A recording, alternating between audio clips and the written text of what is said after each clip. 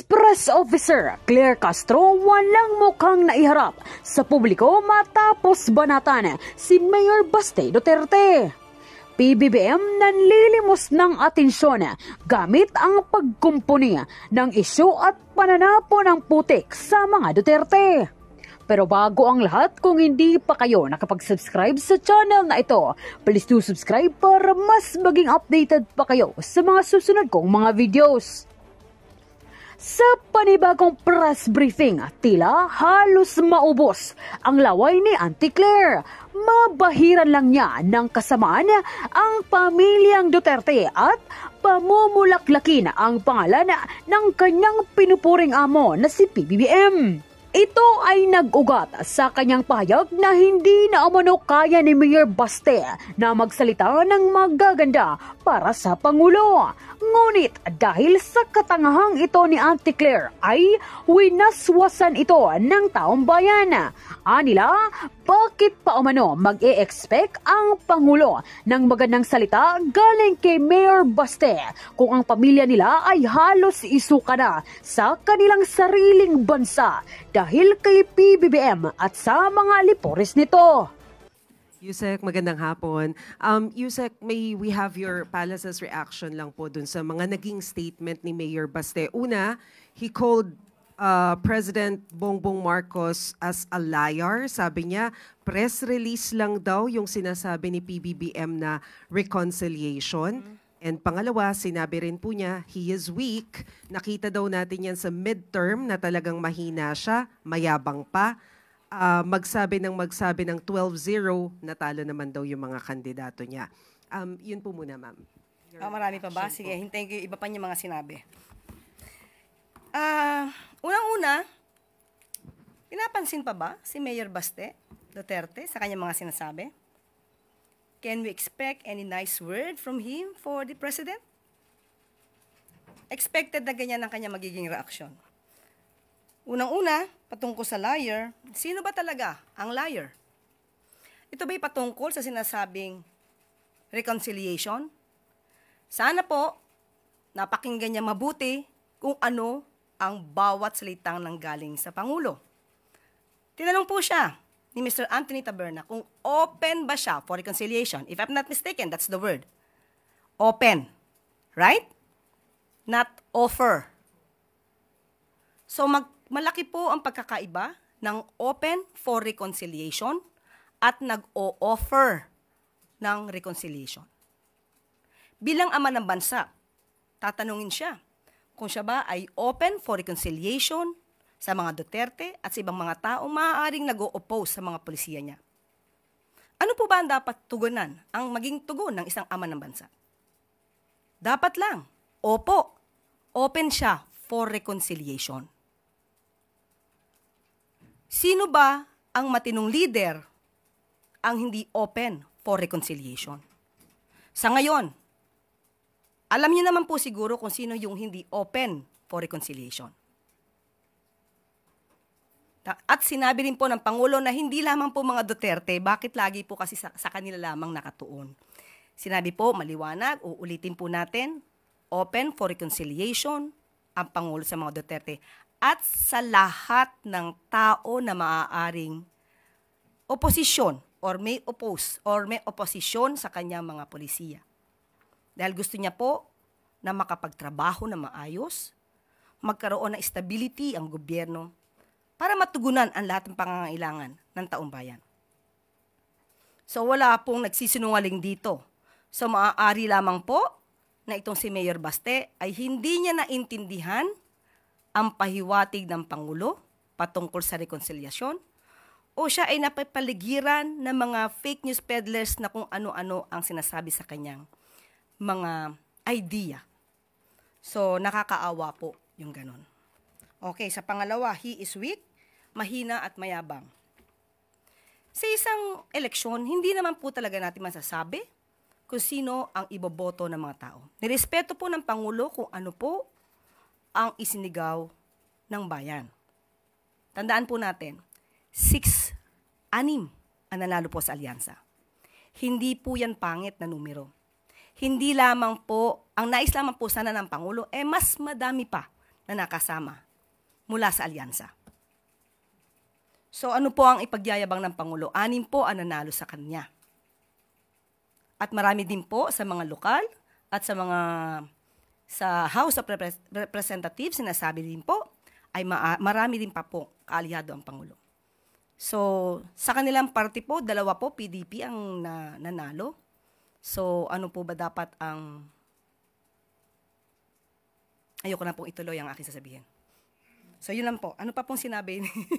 Tungkol naman sa cabinet revamp, sinabi rin po ni Mayor Baste na that was only a smoke screen, especially yung pagtatanggal kay Solicitor General Guevara, kasi they don't want to admit na hindi talaga nila masagot yung mga tanong sa kanila. So hindi daw niya alam kung ano yung gagawin ng bagong Solicitor General. Siguro po, tanungin niya muna po si dating Solicitor General kung ano po ba ang naging accomplishments ni Solgen Leonardo Guevara bago niya po punahin ang naging desisyon ng Pangulo. Ang ginawa po ng Pangulo ay ma-retain ang mga napagkakatiwalaan pa niya at mawala ang mga under-delivery, yung mga opisyal na merong under-delivery or under-performance. So, alamin niya po kasi muna ang facts bago po siya mamintas at maging obstructionist. Salamat, ma'am. Sam Medinilla, Business Mirror.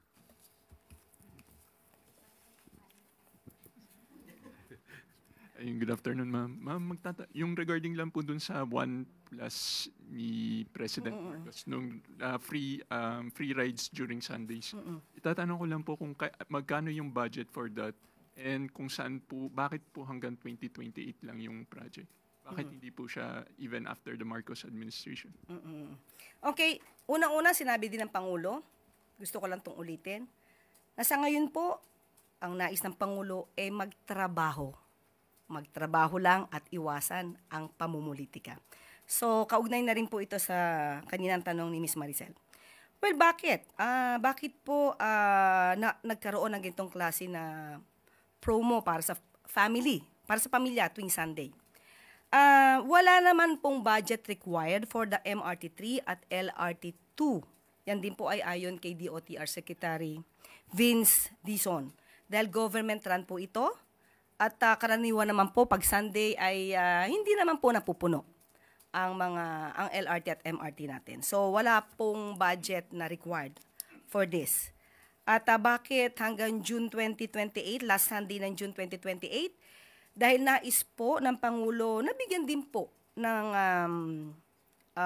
karapatan ang susunod na administrasyon kung ano po ang nanaisin nilang programa patungkol po dito. Yan po ay respeto lang po ng Pangulo sa susunod na liderato. Thank you. Thank you po. Pia Gutierrez, ABS-CBN.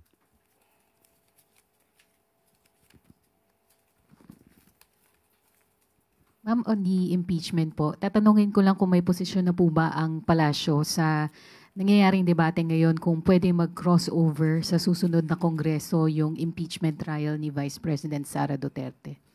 Okay, unang-una po, sinabi naman po ng Pangulo na ito po ay nasa kamay na po ng Senado. At hindi po makikialam ang Pangulo kung ano man po ang nangyayaring pagdedebate sa Senado. May kanya-kanya pong ideya dito. May nagsasabi po, mga eksperto rin, na maaari pong tumulay or tumawid sa 20th Congress dahil ayon na rin po sa isang Supreme Court decision, ang Senado po ay itinuturing na isang continuing body. So, hindi naman po siguro ito i-describe or ika-characterize ng Supreme Court na continuing body kung parang nakukonsider siyang na-terminate na o nag-expire na tulad ng House of Representatives.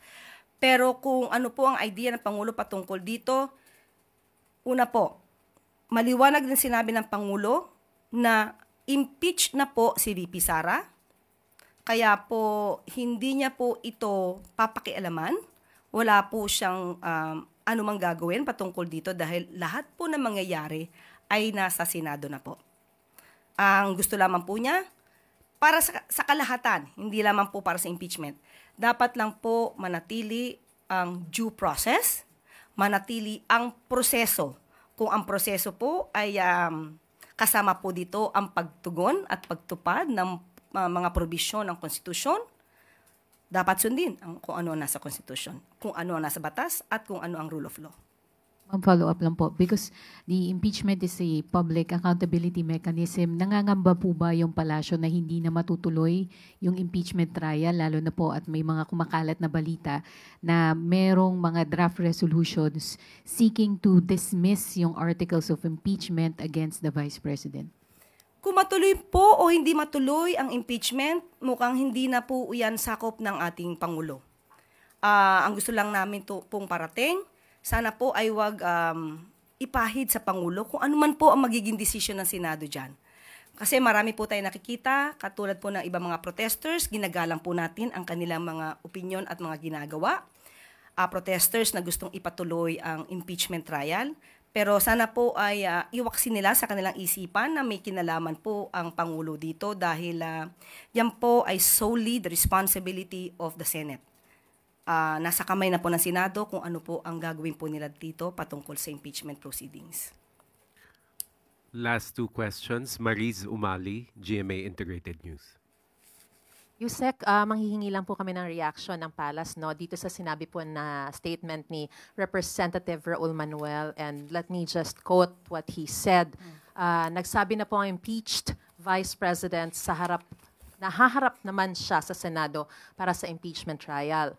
May bahagi rin ng mga supporters mismo na naniniwala ang dapat matuloy ang impeachment trial para mahusgahan once and for all ang Vice President hinggil sa paggamit niya umano ng public funds. Yet, the sitting President sends signals to indicate that he is against the impeachment process. Bakit pa siya nagme-meddle dito? Dahil ba may mga issue rin siya na ayaw niyang maungkat? Okay lang ba sa ilang makapangyarihan na ibaba ang standards pagdating sa pagpapanagot ng mga kurakot? Kasi baka pare-pareho lang din pala sila ng mga kurakot na pinoprotektahan ng isa't isa. Yan Okay.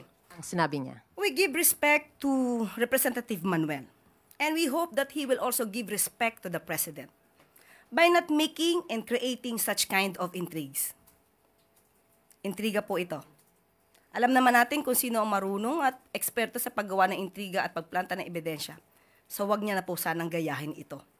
Kumbaga sa pelikula, kokopyahin ko lang pero babaguhin ka ng konti. Do not be like a second-rate, trying hard copycat. Okay? So unang-una po, mali na po ang sinabi po ni Representative Manuel nung sinabi niyang ayaw niya nung impeachment process.